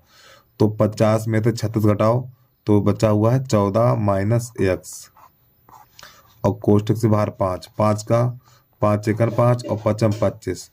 तो यहाँ पे बचा हुआ 5 बराबर 14 माइनस एक्स। अब यहाँ प्यारे बच्चों के काम करो, एक्स को दिल ले आओ और 5 को दिल ले जाओ। तो एक्स बराबर हो जाएगा 14 माइनस 5, तो एक्स बराबर 9।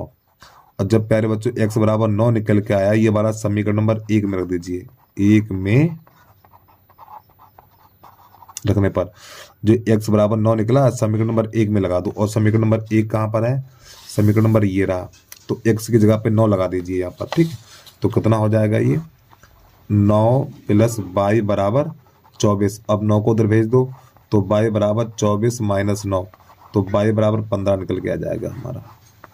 ठीक है, चलिए एक बार प्रश्न को पूरा देख लें। और प्यारे बच्चों इसके आंसर नहीं दिए इसमें,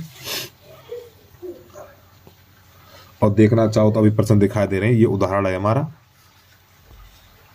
क्योंकि आप विश्वास तो करते नहीं है बिल्कुल।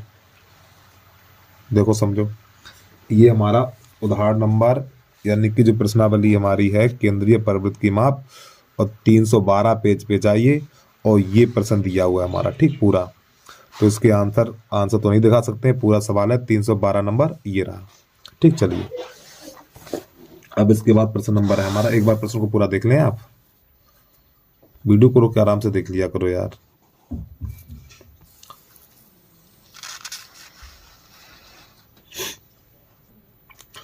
प्रश्न नंबर 23 है हमारा यहाँ पर। उधर बचा तो नहीं कोई यार? हाँ ठीक, 23 नंबर है। एक नाव की शांत जल की चाल 4 किलोमीटर प्रति घंटा। नाव को धारा की दिशा में 12 किलोमीटर जाने और फिर धारा के विपरीत दिशा में उसी स्थान पर लौटने में कुल 8 घंटे का समय लगता है। प्रश्न नंबर 23 है, एक नाव की शांत जल की चाल 4 किलोमीटर प्रति घंटा। नाव को धारा की दिशा में 12 किलोमीटर जाने और फिर धारा के विपरीत दिशा में उसी स्थान पर लौटने में कुल 8 घंटे का समय लगता है। तो धारा की चाल ज्ञात करिए। तो प्यारे बच्चों मान लेंगे, माना धारा की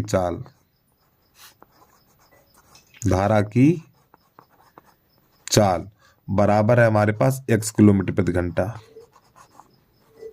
प्रति घंटा। और जो नाव की चाल है, नाव की चाल बराबर है 4 किलोमीटर प्रति घंटा। और प्यारे बच्चों दूरी दे रखी है हमारी, दूरी बराबर 12 किलोमीटर। अब एक चीज जो बता रहे हैं ध्यान सुनना, देखो नाव की चाल और धारा की चाल। प्यारे बच्चों नाव की चाल और धारा की चाल, तो हमेशा नाव की चाल ज्यादा होती है और धारा की चाल हमेशा कम होती है, ये बात ध्यान रखना आप, ठीक है। जब ये नाव धारा की दिशा में जाएगी दोनों की चालें जुड़ जाएंगी। जब ये नाव धारा की दिशा में जाएगी तो दोनों की चालें जुड़ जाएंगी। तो धारा की चाल आपको रखनी है आगे, नहीं, जो नाव की चाल आगे रखनी है, ठीक है। बड़ी चाल आगे रखनी है, छोटी चाल पीछे रखनी है, ठीक है। जब नाव धारा की दिशा में जाएगी तो दोनों की चालें जुड़ेंगी। तो 4 + x, ठीक, ये चाल होगी, ऊपर रखेंगे दूरी प्लस। अब धारा के विपरीत दिशा में तो 4 - x ऊपर रखेंगे दूरी, ठीक, यानी दूरी बटा चाल, दूरी बटा चाल बराबर होता समय और बराबर 8 घंटे। अब यहाँ पे क्या करो, ऊपर से 12 कॉमन ले लो।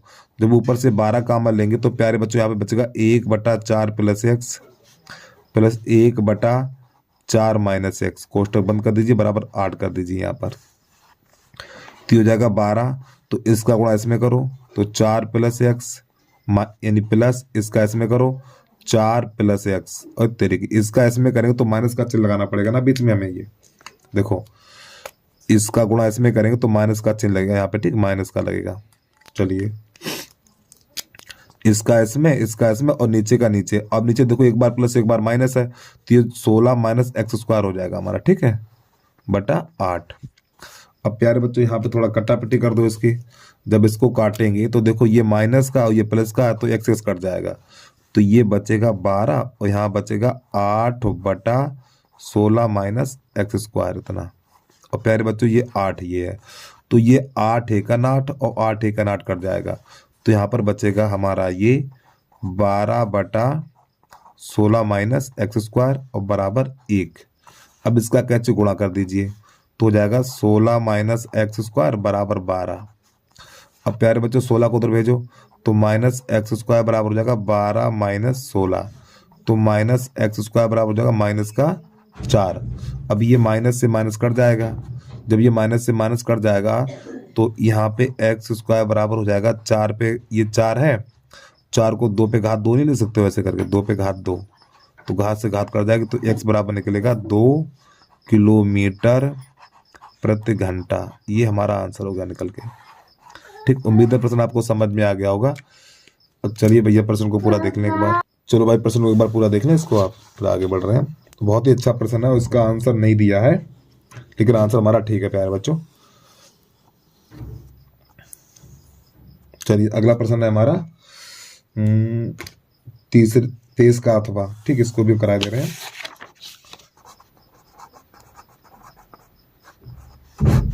चलिए 23 का अथवा देखिए, यहाँ पे करा 4 सेंटीमीटर त्रिज्या, तो r बराबर लिख लो भैया 4 सेंटीमीटर, अच्छी बात है। त्रिज्यखंड का क्षेत्रफल ज्ञात कीजिए जिसका कोण 30 अंश है और थीटा बराबर हो गया 30 अंश। तो यहाँ पे लिख दो पहले त्रिज्यखंड का क्षेत्रफल, तो त्रिज्यखंड का क्षेत्रफल लिखना हमें, त्रिज्यखंड का क्षेत्रफल, तो इसका सूत्र होता है πr² थीटा बटा 360। चलो मान लगा दीजिए इसमें, तो पाई का मान ना रखो, कटेगा तो है नहीं, तो पाई का मान ना रखें आप, ठीक है। चलो पाई और आर का मान कितना है, आर का मान 4 × 4 और थीटा का मान 30 और बटा 360। तो प्यारे बच्चों 4 × 4 = 16 हो जाएगा। चलो काट दो, 1 0 से 1 0 निकाल दो ये, ठीक है। और 4 × 1 = 4 और 4 × 9 = 36 और 3 × 3 = 9 और 3 × 1 = 3। तो यहाँ पर ये बचेगा हमारा 4π/3 वर्ग सेंटीमीटर, ठीक, इतना ही छोड़ दीजिए। अब इसके बाद इसका दूसरा है, ये इसका पहला निकल के आ गया। अब दूसरे में क्या करना, दीर्घ त्रिज्यखंड का क्षेत्रफल ज्ञात करना। चलिए दूसरा भी देख लो, नंबर 2, दीर्घ त्रिज्यखंड खंड का क्षेत्रफल। तो दीर्घ त्रिज्यखंड के क्षेत्रफल का सूत्र होता है हमारा पाई आर स्क्वायर 360 माइनस थीटा बटा 360, ये सूत्र होता है। चलिए, तो पाई का तो मान रखना ही नहीं है आपको, और आर का मान 4 गुणा 4। अब प्यारे बच्चों यहाँ पे थीटा की जगह पर 30 लगाएंगे तो हमारा ये हो जाएगा 360 माइनस 30 और बटा 360। तो यहाँ पे हो जाएगा ये 4 चौक 16 पाई। अब काट दो ना, हल्का थोड़ा कर दो यहाँ पे, चलो बाद में काटते हैं इसको। चलो 4 एकन 4 और 4 नेम 36, यहाँ पे 90 बचेगा। तो ये 4 पाई और गुणा यहाँ पर बचेगा 330 और बटा 90, ठीक है इतना। अब ये 0 से 0 निकाल दीजिए, तो यहाँ पे बचा हुआ है 4 पाई गुणा 33 बटा 9। अब ये हो जाएगा 3 एकन 3, 3 एकन 3 और 3 त्रिका 9, तो 11 चौक 44 पाई बटा 3 वर्ग सेंटीमीटर, ठीक है। चलिए प्रश्न को एक बार पूरा देख लें आप। प्यारे बच्चों, प्रश्न मार्क बिल्कुल गलती नहीं, बिल्कुल ठीक लगा हुआ है, ठीक है। ये मत समझना सर गलत बता रहे हैं, अब वो आपका काम है भाई। अब इसका आंसर नहीं दिए तो हम क्या करें बताओ। चलो, अब इसके बाद प्रश्न नंबर है हमारा 24, और देखो 24 नंबर अपने आप करिए, ठीक है। हम एक रचनाओं वाला चैप्टर यानी कि रचनाओं का एक पूरा वीडियो बना के डाल देंगे, ठीक है आपके लिए। इसके लिए पैमाना उठाना पड़ेगा हमें। अब प्रश्न नंबर 24 का अथवा देखिए आप। यदि आप Rahul exam express unsold paper सभी देखना चाहते हैं तो सबसे पहले हमारे वीडियो पे जाना पड़ेगा, और वीडियो पे जाने के बाद भैया वीडियो को लाइक नहीं किया तो वीडियो को लाइक कर लेना और यूट्यूब चैनल को सब्सक्राइब कर लेना। अब यहाँ पे देखिए मोर लिखा हुआ, तो मोर पे क्लिक करेंगे। मोर पे क्लिक करने के बाद नीचे तरफ बढ़ेंगे तो यहाँ पे देखिए राहुल अनसोल्ड पेपर लिखा हुआ, तो यहाँ पे क्लिक करना है, और जैसे ही आप क्लिक करेंगे तो हमारे सभी वीडियो निकल के आ जाएंगे, ठीक है। तो जो भी देखना चाहे तो आप यहाँ से देख सकते हैं। प्रश्न नंबर 24 का अथवा 1000 की धनराशि 8% वार्षिक ब्याज पर निवेश की जाती है। प्रत्येक वर्ष के अंत में ब्याज परिकलन कीजिए। क्या ये ब्याज एक एपी बनाता है? ठीक है, यदि ऐसा है तो इस तथ्य का प्रयोग करते हुए 30 वर्षों के अंत में ब्याज परिकलन कीजिए। तो इसे कैसे करते हैं देखना भैया। तो प्यारे बच्चों, यहाँ पे पी बराबर यानी जो मूलधन दिया हुआ वो 1000 रुपया है, ठीक है। और जो दर दी हुई है आर बराबर वो 8% है हमारी। तो यहाँ पे इसका पहला पद यानी कि पहला पद निकालेंगे तो A1 बराबर, तो सूत्र होगा PRT बटा 100, यानी समांतर श्रेणी का पहला पद निकाल रहे हैं हम, ठीक है। चलिए, तो यहाँ P की जगह पे आपको 1000 लगाना है, R की जगह पे 8 लगाना है, और ये T की जगह पहला वर्ष है, ठीक है, यहाँ तो पहले ही लगानी है बटा 100। तो 2 0 से 2 0 कट कर दीजिए, तो प्यारे बच्चों ये बनेगा 80। अब इसके बाद दूसरा पद निकालेंगे, तो यहीं पे पहले 1 रखेंगे, फिर 2 रखेंगे, फिर 3 रखेंगे, तो 1000 गुणा 8। अब यहाँ पे 2 वर्ष बटा 100, 2 0 से 2 0 कट जाएगा, तो 8 दूनी 16, 160 निकलेगा। अब यहाँ पे A3, अब तीसरी वर्ष लगाएंगे 1000 गुणा 8 और गुणा 3 और बटा 100, 2 0 से 2 0 कट कर दीजिए, तो 8 3 24।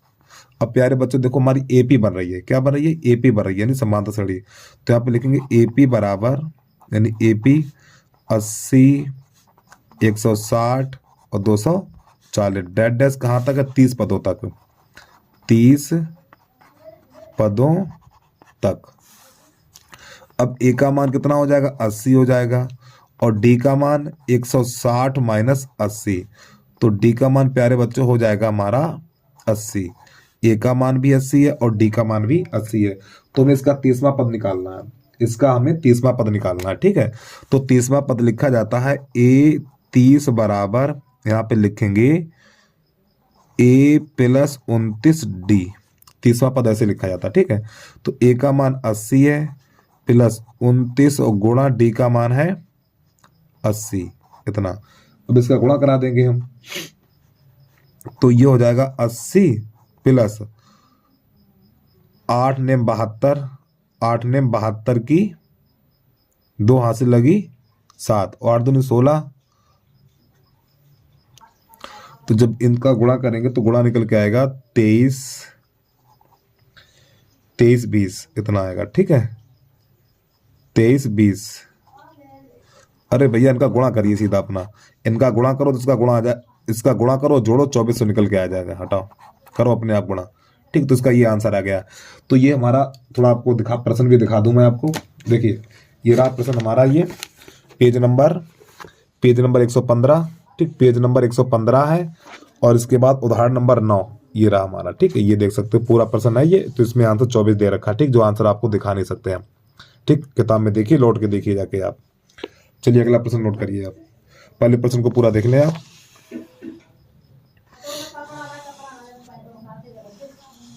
गुणा, इसका गुणा करो और जोड़ो, इतना तो कर ही सकते हैं आप, और नहीं कर सकते तो आप जानिए क्या होगा। प्रश्न नंबर 25 है हमारा, यहाँ पे लिखा हुआ 30 बटा x माइनस वाई प्लस 44 बटा x प्लस वाई और बराबर है यहाँ पर 10, और दूसरा समीकरण दे रखा है यहाँ पर 40 बटा x माइनस वाई और प्लस 55 बटा x प्लस वाई और बराबर है 13। तो प्यारे बच्चों ये समीकरण नंबर 1 है और ये समीकरण नंबर 2 है। तो यहाँ पे देखो 55 है तो 55 गुणा इसमें कर दो, यहाँ पे 44 इसमें 44 गुणा कर दो। ठीक, विलोपन से हल कर रहे हैं। अब एक बात ध्यान रखना, अगर ये दोनों संख्याएं कट रही हैं तो काट दो, तो 11 चौक 44, 11 पन्ना 55, तो 5 का गुणा ऊपर ऊपर करेंगे इसमें। ठीक है, तो जब 5 का गुणा इसमें करेंगे तो हमारा हो जाएगा ये 150 बटा x माइनस वाई प्लस, जब 5 का गुणा इसमें करेंगे तो हमारा हो जाएगा 120 220 और बटा x प्लस वाई और बराबर 5 धाम 50 हो जाएगा। इसमें 4 गुणा करिए, तो जब इसमें 4 गुणा करेंगे तो हो जाएगा 160 बटा x माइनस वाई और प्लस इसका इसमें करेंगे तो 5 चौक 20 5 चौक 20 22 और बटा x प्लस वाई और बराबर 13 चौक 52। अब यहाँ बदलेंगे चिन्ह, माइनस माइनस और ये माइनस, तो प्यारे बच्चों ये दोनों कट जाएंगे हमारे। अब देखिए ये हमारा 150 है और ये 160 है, तो माइनस का बचेगा 10, तो माइनस का 10 बटा x माइनस वाई, इधर बचेगा माइनस का 2, तो प्यारे बच्चों माइनस से माइनस कट जाएगा, फिर 2 एकन 2 2 पंजे 10, तो इसके नीचे 1 कर लीजिए, तो यहाँ पे हो जाएगा x माइनस वाई बराबर 5। ये समीकरण नंबर बना 3। तो यहाँ पे x माइनस वाई बराबर 5 समीकरण 1 में रखने पर, और भैया x माइनस वाई बराबर 5 है, समीकरण नंबर 1 में लगा दो, यहाँ पे रख दो 5 यहाँ पर। ठीक, कैसे करेंगे देखना, तो यहाँ पे लिखेंगे 30 बटा 5 प्लस 44 बटा x प्लस वाई बराबर 10, तो 5 एकन 5 5 छक्का 30, यहाँ पे 6 बच्चा 6 को उधर भेज दीजिए, तो 44 प्लस x प्लस वाई बराबर 10 माइनस 6, तो हो जाएगा 44 बटा x प्लस वाई बराबर यहाँ बचेगा 4, तो 4 एकन 4 4 एकन 4 4 एकन 4, तो इसके नीचे 1 कर लो, तो x प्लस वाई बराबर 11, ये समीकरण नंबर बन गया हमारा 4। ठीक, तो यहाँ पे लिखेंगे अब हम समीकरण 3 तथा 4 को हल करने पर, तीनों 4 को हल करेंगे यहाँ पर, तो x माइनस वाई बराबर 5, ये 3 लिख लिया, तो x प्लस वाई बराबर 11, तो प्यारे बच्चों यहाँ से दोनों कट जाएंगे ये, तो x 2x बराबर हो जाएगा ये 16, तो 2 एकन 2 2 अट्ठे 16, तो x बराबर 8। अब ये वाला मान समीकरण 4 में लगा दो, 4 में रखने पर, तो x बराबर 8 निकला है, x बराबर 8 कहाँ लगा देंगे, यहाँ पर रख दीजिए यहाँ पर, तो हो जाएगा ये 8 प्लस वाई बराबर 11, 8 को उधर भेज दो तो y बराबर 11 माइनस 8, तो y बराबर 3 निकल के आ गया हमारा आंसर। ठीक, चलो प्रश्न को एक बार पूरा देख लें आप।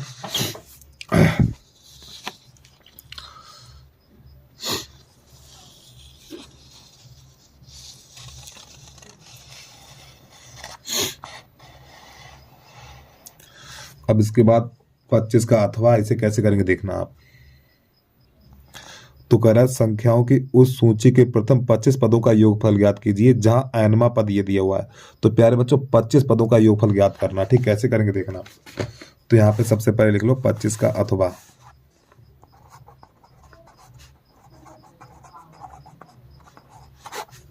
ठीक, तो यहाँ पे ये दे रखा है ए एन बराबर दे रखा है 3 + 2n ये दे रखा है।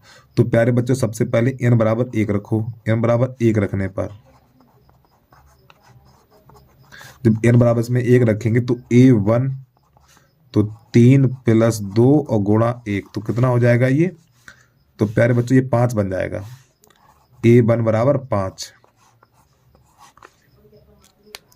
फिर यहां से क्या करेंगे? अब n बराबर 2 रखेंगे। n बराबर 2 रखने पर n बराबर 2 रखने पर जब n बराबर 2 रखेंगे इसी में रखेंगे इसमें, ठीक। तो n बराबर जब 2 रखेंगे तो यहाँ पे हो जाएगा a2 बराबर तो 3 + 2 और गुणा 2 तो a2 बराबर क्या निकलेगा हमारा? 3 + 4 तो कितना निकलेगा? a2 बराबर निकलेगा हमारा 7। अब इसमें 3 रखना है। क्या रखना है? 3 रखना है, ठीक है। तो यहाँ पे लिखेंगे हम n बराबर 3 रखने पर जब n बराबर 3 रखेंगे तो a3 मान हमेशा इसी में रखने हैं आपको यहाँ पर। तो n बराबर 3 तो यहाँ पे हो जाएगा 3 + 2 गुणा 3 तो ये हो जाएगा प्यारे बच्चों 3 और प्लस 3 दूनी 6, 3 दूनी 6 तो ये कितना बन जाएगा? 9 बनेगा a3 बराबर। तो बस हमें इतने पद की ही जरूरत थी। तो यहाँ पे लिखेंगे AP बराबर, क्या लिखेंगे? AP बराबर तो पहला पद कौन सा है? पहला पद 5 है, फिर दूसरा पद 7 है और तीसरा पद 9 है। तो यहाँ पे लिखेंगे 5, 7 और 9 डैश डैश कहाँ तक है? कई पदों तक है? 25 पदों तक, 25 पदों तक। चलिए भैया अब हमारा काम चालू होता है यहाँ से।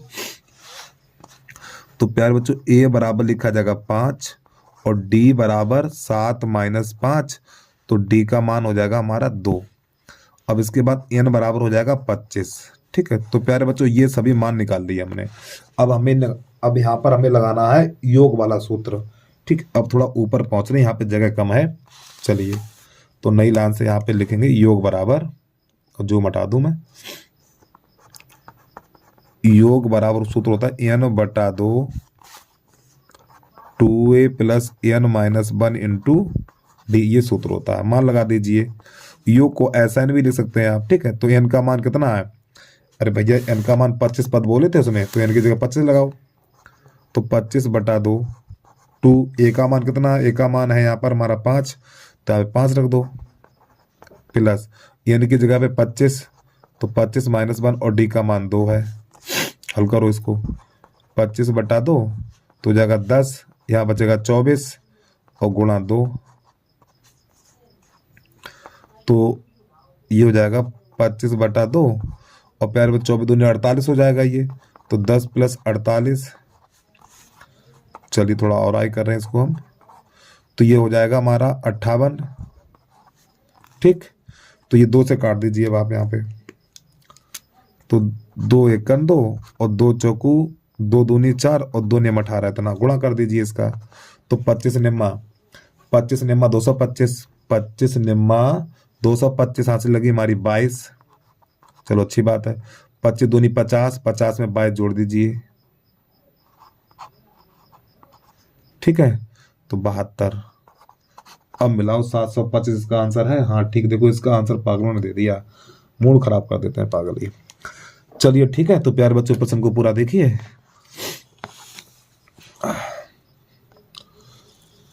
और जिस बच्चे ने भैया यूट्यूब चैनल को सब्सक्राइब नहीं किया अभी तक, यूट्यूब चैनल को सब्सक्राइब कर लो, वीडियो को लाइक कर लो, ठीक। और वीडियो को ज्यादा से ज्यादा लोगों में शेयर जरूर कर देना आप।